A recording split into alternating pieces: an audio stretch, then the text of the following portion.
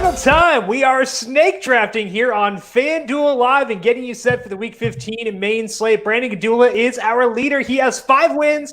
I've got 4, and JJ Zachariason also has 4, so it's time to catch up and end this puppy in a tie. Welcome on into the Snake Drafts Q&A right here on the FanDuel Live on YouTube, Twitch, Facebook, and Periscope. My name is Jim Sonis. I am a senior writer and analyst for numberFire.com. Joined here, as always, by JJ Zachariason and Brandon Gadula. JJ is the editor-in-chief of numberFire and FanDuel. And JJ, we got to catch Brandon. I don't know, are we conspiring here to make this happen, or what are we doing here?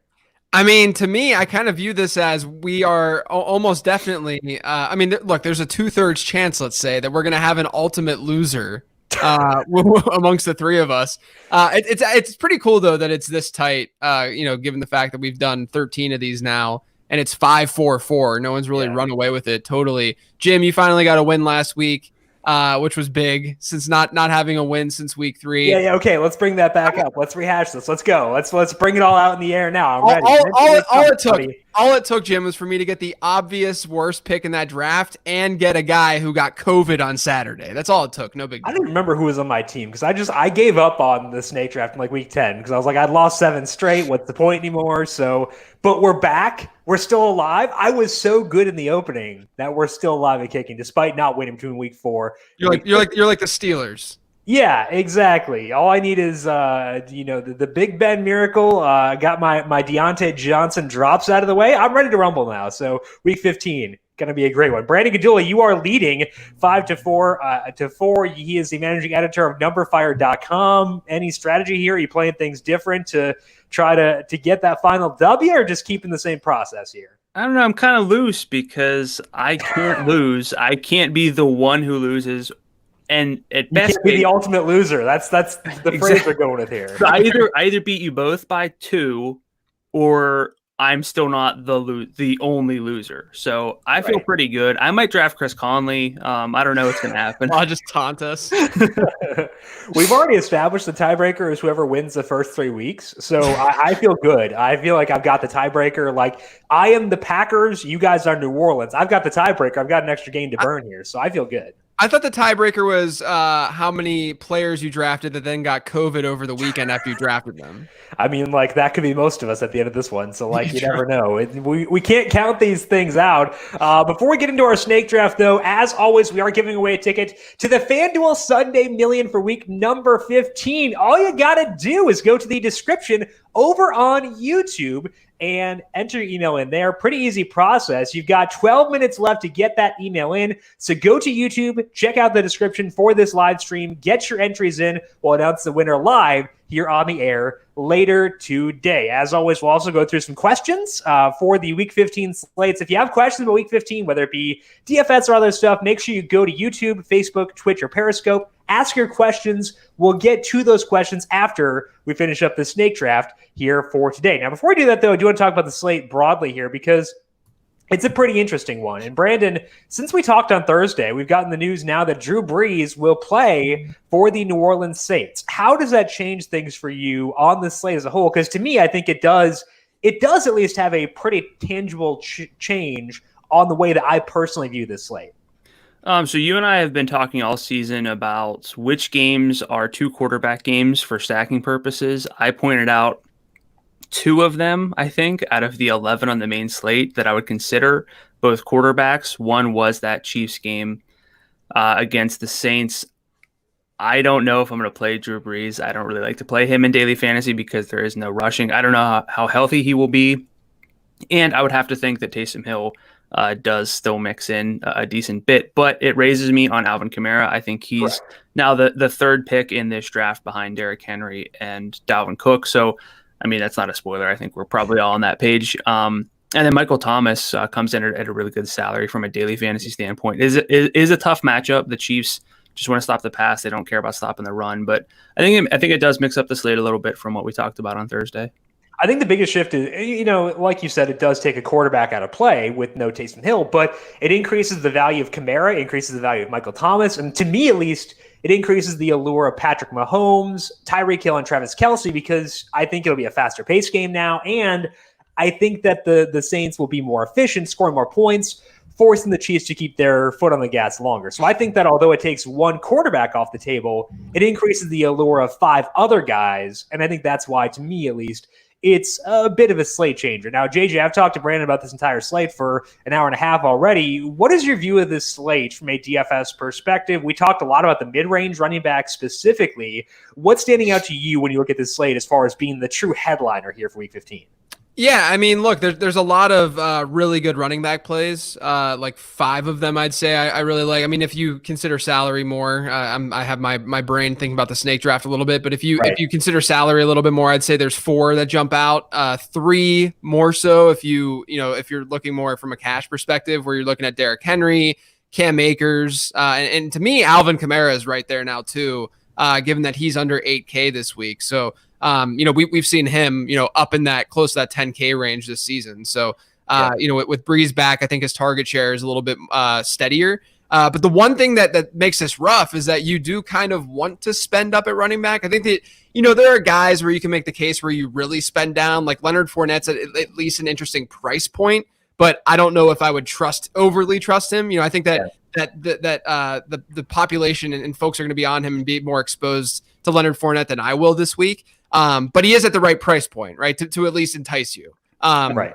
But what's that, Brandon? I'm not saying I won't roster Leonard Fournette, but being a healthy if I scratch don't, is it's never not going to bother me. Being a healthy scratch the week before is not a ringing endorsement. Although I used that rationale with Kiki Cutie in whatever week it was, and that bit me in the butt. It's the same coach as last week, though. In this case, fair enough. But yeah. I mean, look, I'm definitely not. I'm just thinking like that's honestly like the only like really low tiered running back at this point right now as we're recording this. That's attractive in any way. And so what that means is you hope that there would be some sort of relief at wide receiver, but there's really not. Right. And that's the really tough part, I think, about this slate is that you want to jam in Akers, Kamara, and Henry, ideally, in my opinion. Like those are the top 3 running back plays, throw them in your lineup and then build wide receivers around that. Maybe even throw Jalen Hurts in there at quarterback to get a little bit of cap relief.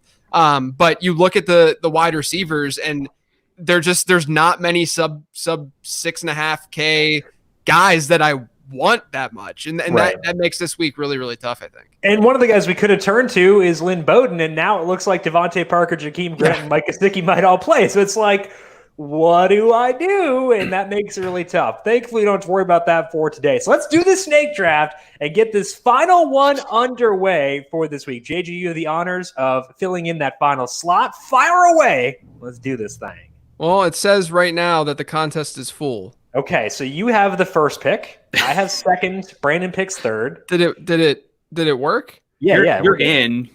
That's good.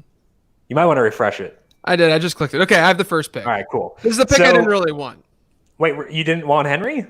Well, I did want Henry. I just don't love what this might. Oh yeah. You for your second round pick, second and third. Part of the reason, and I can talk this out a little bit because it's not like it matters, but part of the reason is, that Q tag with Michael Thomas and not knowing exactly what's going on there. I mean, I feel confident that he's going to go.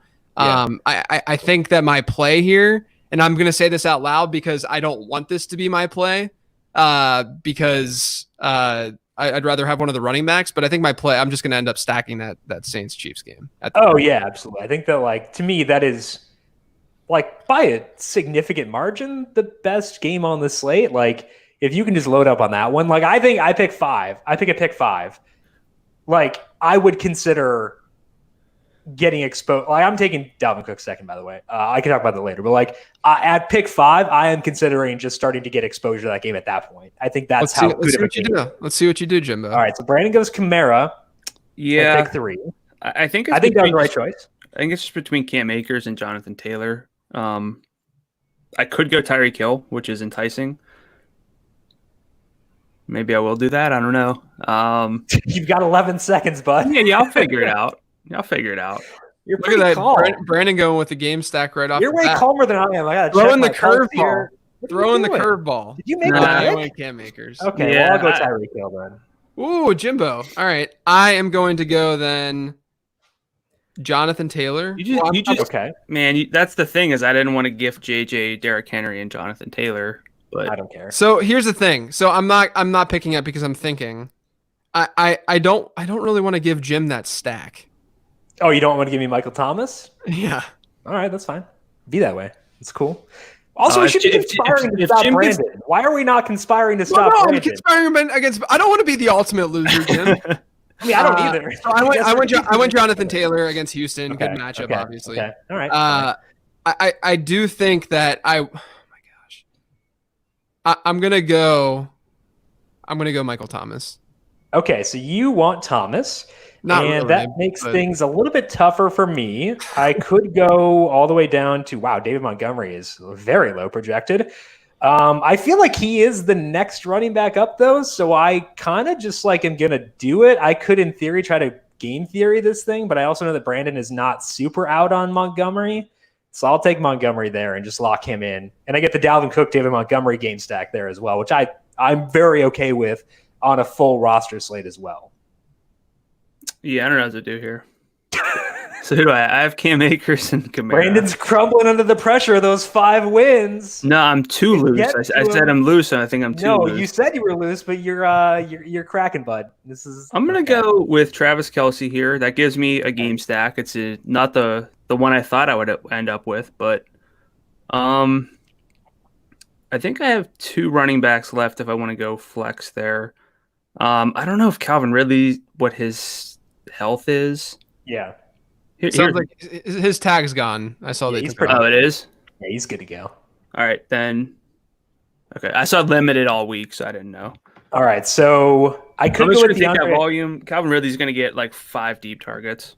I could go DeAndre Hopkins, but I almost went Nuke for what it's worth. JJ could just get me with this game stack, so I'm going to get my Patrick Mahomes in here and pair him with Tyreek Hill and get that game stack on. I can't go with any other Saints because like Thomas Kamara, I'm not going Traquan freaking Smith in a snake draft. So I'll settle with my Chiefs stack and go from there. I think I'm going Hopkins here, and I'm going to stack him. Oh, with I Tyler? maybe if I went Hopkins, I'd get that, but yeah. Okay, so JJ goes Kyler. I have a wide receiver and a flex left to go. Allen Robinson, definitely interesting. Brandon Ayuk has a disgusting floor given the number of targets he should get in that game. I'm probably just going to go A-Rod. I already have a lot of Bears and Vikings. Maybe I shouldn't do that. I'll go Ayuk. I want those targets. I'm going to go Brandon Ayuk here. Salary's a little bit high for a salary cap, but like he's still worth it. It's just like, I don't like that game that much. But I think in this format of 3 people, I can better tolerate Ayuk in that situation. So for me, I know which quarterback I'm going to go with. I'm going to play it safe. I don't know where I'm going with flex yet. I went with Lamar Jackson at quarterback. I think high floor there. It's between. I can't go AJ Brown. Spread's too big, but that doesn't stop AJ Brown usually. So I'm going to go with the target floor here. I feel like I've had him for a while. Week in, week out, but Allen Robinson for me. That's a bummer because I think there's a pretty significant drop-off at the flex spot after Allen Robinson. Yeah. Like, I think it's like... I considered one of the running backs, but... Yeah, I mean, like Chris Carson, we were talking about this beforehand, where like I thought you could conceivably pitch Chris Carson as being that next running back up, and I feel like I probably should just take Chris Carson. I consider Justin Jefferson as well, but like I just don't want to be too overexposed to that Vikings-Bears game. But I think that Carson is fine, I guess. I would have taken Miles Sanders or Kenyon Drake. I am right now. I'm actually going with Miles Sanders just so I forgot that he was there. Just so I can stack. Why did I say it to you beforehand? I honestly, if we did like 50 snake drafts, I don't think I would have taken Chris Carson in like any circumstance. I know, idiot. I don't like. I mean, look, he's gonna get sure. He's some backfield. I don't care. I wanted Miles Sanders. What an idiot! This is why This is why I didn't get a win between weeks 4 and week 13. Because I make stupid picks like Chris stupid Carson over Miles stupid Sanders. This is why this happened. Anyway, I'm gonna talk about my lineup so I can get this out of the way. The reason I decided to go Dalvin Cook at number 2 overall was the volume is so good. The first time they faced the Bears, he had 38 adjusted opportunities, which is carries plus 2x targets because targets are worth twice as much to carry on FanDuel. And they need a win here because both these teams technically still have some playoff chances. So I think they're just going to ride Dalvin Cook. And in Montgomery, I think makes a lot of sense because I want my running backs to be in tight games to get action in the fourth quarter, specifically via the air. Cook and Montgomery both involved in the passing game, so I don't really care too much that they are facing each other. So I think that's why I went Dalvin. That's why I went Montgomery. I just want the volume, and I think they're going to get me there. And I think Mahomes and Hill. I probably shouldn't have gone Mahomes that early, but whatever. It is what it is. Let's go to JJ here. You sound enthused with your team. I'm just mad. He's going to win. Mad about this stupid Miles Sanders thing. Like, I should have taken Miles Sanders. JJ, you did take Miles Sanders and got yourself the nice little game stack there with Miles, Kyler Murray. Kyle Murray is actually a DFS player. Anyway, Kyler Murray and DeAndre Hopkins. I think that the picks that you made were logical. Were there any big decision points for you? Yeah, I mean, I think that there are some question marks around Michael Thomas just in general with his health and Drew Brees coming. I mean, we should hypothetically feel totally fine about this, and they could be in a negative game script, and that looks really good. And that's why I made the decision I made. But I do think that there are some good wide receivers on the board. I think Calvin Ridley could have been the number 2 wide receiver, in my opinion, off the board in this draft. So I went Michael Thomas there. And then, whenever I got Hopkins, he to me was the best wide receiver available. And I just decided to stack him just to get some correlation in my lineup after going Derrick Henry, Jonathan Taylor, and Michael Thomas not having any correlation at all. So I got that stack, and then I ran it back with Miles Sanders. I did think, I did consider just to go with some crazy upside, like a DK Metcalf or something, even though the matchup isn't very strong. I mean, it's still DK Metcalf, and we know that there's a lot of upside there just inherently. But just went for Miles Sanders just to get a little bit more correlation in that lineup. So I'm basically sitting here, and if this Philly-Arizona game shoots out in any way, then I should be in pretty good shape. I think my only hope for Chris Carson outscoring Miles Sanders is the Eagles' offense collapsing. So, which just happened, 14 weeks out of the year. So I guess there's that. But I feel so stupid. Would you put Carson over Drake too, or? Yes, I would. Straight up, yes. Not for daily fantasy if I can get the salary savings. Also, I think Kenyon Drake is better for tournaments versus a 3-person thing. I think that Carson works better for a 3-person thing than Kenyon Drake. We're going to get to Brandon and talk about his lineups in just 1 second. But first, we have our giveaway for the Week 15 FanDuel Sunday Million. That is going to C. Brockwell. So if C. Brockwell is out there in the audience, congratulations. You are going to be fighting for I guess it's $300,000, I believe, on Sunday. Congratulations to you. You should get an email here momentarily with that entry fee. But regardless, C. Brockwell, congratulations to you for the Week 15 Sunday Million ticket. Good luck, and hopefully when we're talking to you next time, you are $300,000 richer. We're also going to get some questions here from YouTube, Facebook, Twitch, and Periscope. So no matter where you are watching, make sure you get those questions in. We'll get to them here in just a little bit. But first, let's go over to Brandon Gadula's lineup, and Brandon trying to hold us off and get this final W. Brandon, I think that I think you made a lot of good picks. Just going to compliment you there. But I think the best pick you made was Travis Kelce, because it's easy for tight ends to go overlooked in this format where you don't need a tight end. But Travis Kelce isn't a tight end, so it kind of doesn't matter. What were the big decision points for you here? I think Kamara in the first round was obvious for me. Agreed. And then the big decisions, honestly, were every other pick. I feel pretty solid with this, but it wasn't just, I said I was loose, but that wasn't really it. It was, there were a lot of different ways to go at every pick. I think Cam Akers with the 80% snap rate last week against the Jets, we know we want games to be close, but I think that the floor and the ceiling are definitely there. And then I wanted to get that game stack with Kelce.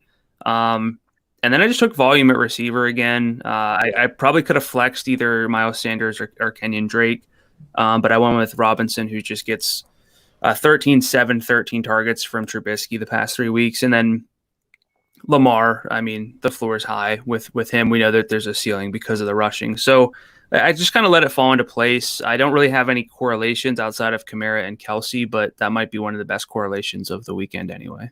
Right, absolutely. Because if that game shoots out, it's going to go through at least partially those two guys. And I think the odds that it shoots out are quite high with Drew Brees starting.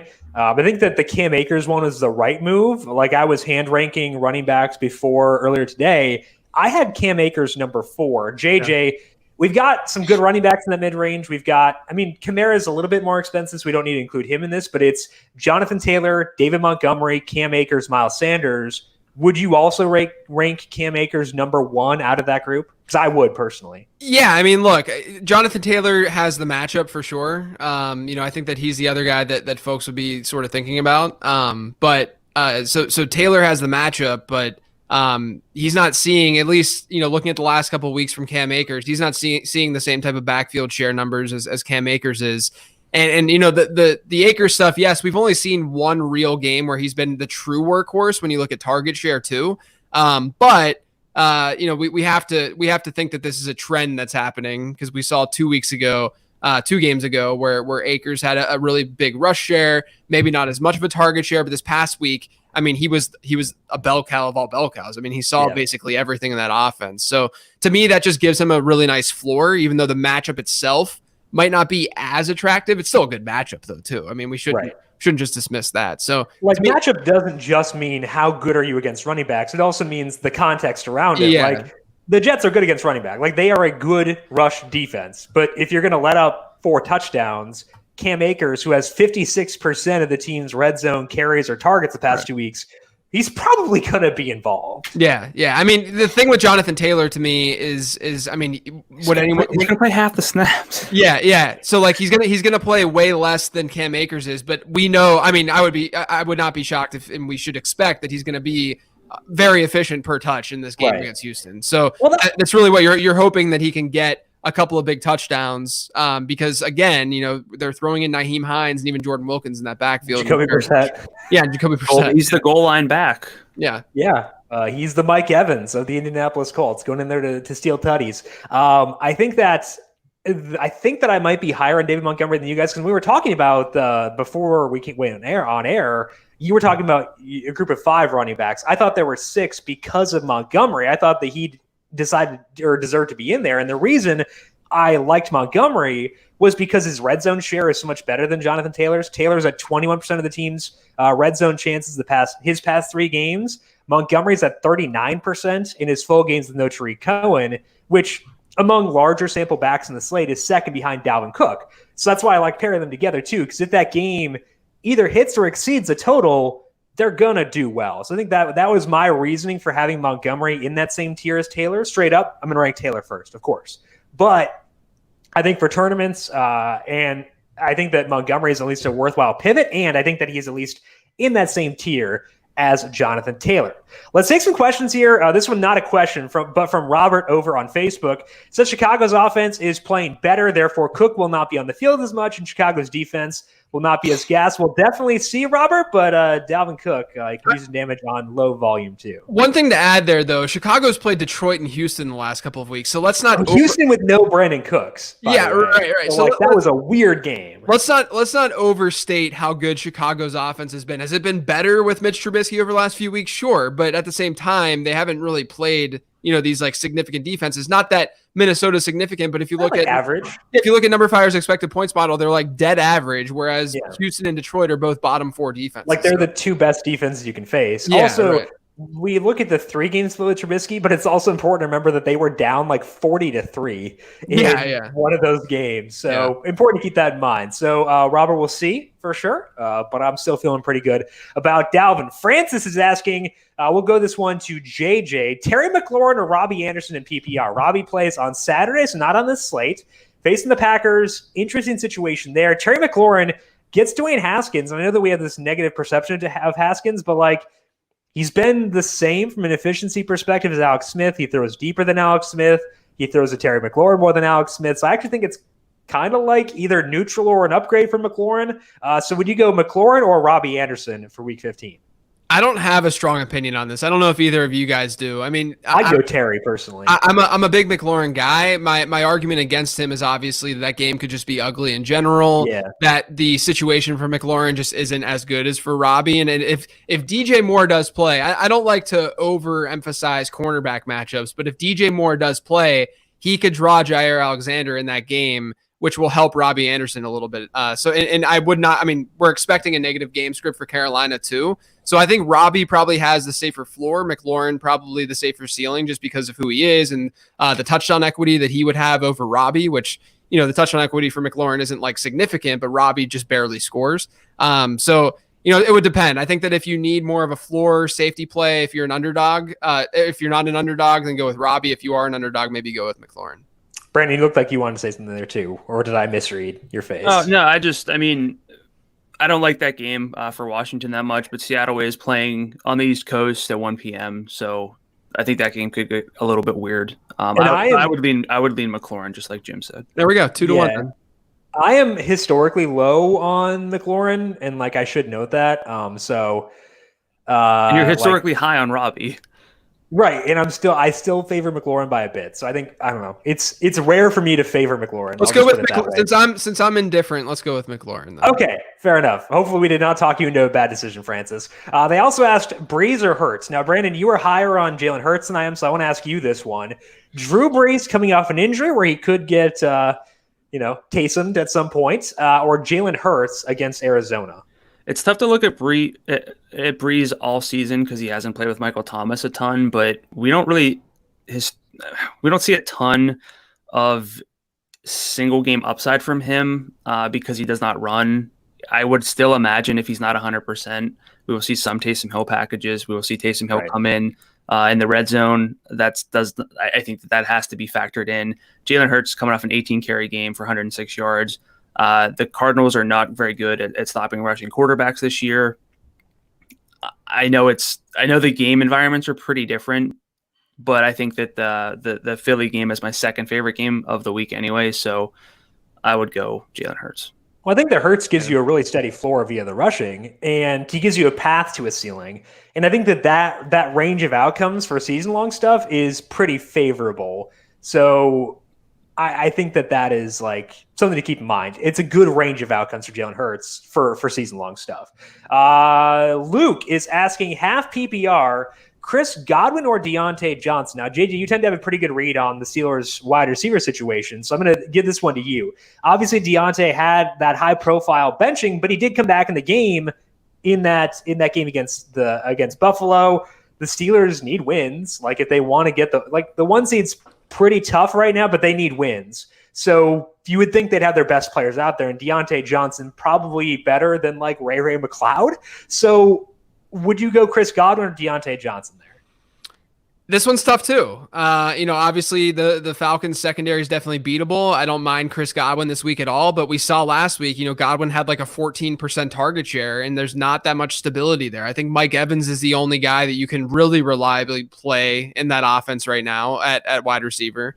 Deontay has just such a good target. Even last week, he didn't play most of the first half. He only played 2 drives in the first half. He still had almost a 19% target share in that game. He comes back on the field and they use him like a running back, essentially, like their running game, right? Yeah.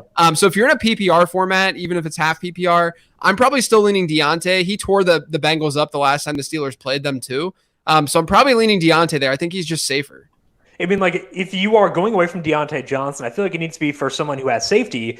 And it's hard to say, like you said, anyone outside of Chris Godwin or outside of Mike Evans has safety for the Bucs. So I think that's the right way to play things there as well. Red Lisa is saying, this is the first time they're playing on FanDuel. They play on DraftKings. How do I play single entry on FanDuel? So I think the way that Brandon and I would discuss this is that you need to make sure your running backs are shored up, because on FanDuel, touchdowns matter a lot, and you're most likely to get touchdowns out of your running back. So, Red Lisa, what I would say is go through the player pool and manually rank out how you want to prioritize the running backs. The key thing for us is make sure you are factoring in receiving workload, because I know a lot of people transitioning from a full PPR site to a half PPR site are inclined to downplay receiving. Those yards count just the same.